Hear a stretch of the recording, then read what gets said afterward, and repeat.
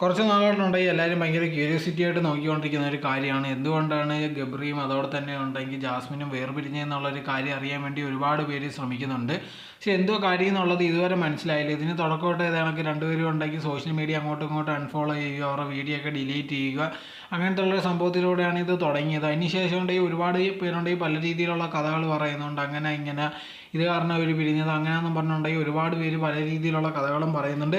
ചിലരുണ്ട് ഈ പഴയ വീഡിയോ വെച്ചിട്ട് ഇതാണൊക്കെ സംസാരിക്കുന്നവരും ഉണ്ട്. ബട്ട് എന്നാൽ പോലും ഉണ്ടെങ്കിൽ ഇതാണെങ്കിൽ എന്തുവാണ് അവർ തമ്മിൽ സംസാരിച്ചത് അല്ലെങ്കിൽ എന്തുവാണ് സംഭവിച്ചതെന്നുള്ള രീതിയിൽ നമുക്കൊന്നും അറിയത്തില്ല. ഇവർ തന്നെ ഒഫീഷ്യലായിട്ട് ഒന്നും പറഞ്ഞില്ല. പക്ഷേ ഒറ്റ കാര്യം മനസ്സിലാവുന്ന ഇതിൽ നിന്ന് ഇവർ വേർപിരിഞ്ഞിട്ടുള്ള ഒരു കാര്യം മാത്രമാണ് നമുക്ക് മനസ്സിലാവാൻ സാധിക്കുന്നത്. ഇതിനെപ്പറ്റി ഇനി അപ്ഡേറ്റ് വരണമെങ്കിൽ ഇവർ പറഞ്ഞാൽ മാത്രമേ പറ്റത്തുള്ളൂ. ഇതിനു മുമ്പ് ഇതേണക്ക് ജാസ്മിനും റിലേഷൻഷിപ്പ് ഉണ്ടായിരുന്നു, അത് വേർപിരിഞ്ഞിട്ടും ഉണ്ട്.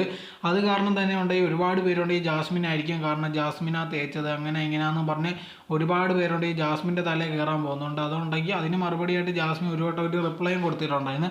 അതും പിന്നെ കോൺട്രവേഴ്സി ആയിട്ട് പിന്നെ ജാസ്മിൻ ആ കമൻ്റ് ഡിലീറ്റ് ചെയ്യുകയും ചെയ്തിട്ടുണ്ട്. അത് ഇതേ കണക്കത്തുള്ള തേച്ചോ ഇല്ലയോ എന്നുള്ള കാര്യത്തിന് മറുപടി കൊടുക്കുന്നതല്ലാതെ ഇവർ തമ്മിൽ എന്തുകൊണ്ട് സംസാരിച്ചത് അല്ലെങ്കിൽ ഇവർ തമ്മിൽ എന്തുകൊണ്ട് സംഭവിച്ചതെന്നുള്ള ഒരു കാര്യം ഇതുവരെ മനസ്സിലാകാൻ സാധിച്ചില്ല. അത് ഇവർ പറഞ്ഞാൽ മാത്രമേ നമുക്ക് അറിയാൻ പറ്റത്തുള്ളൂ.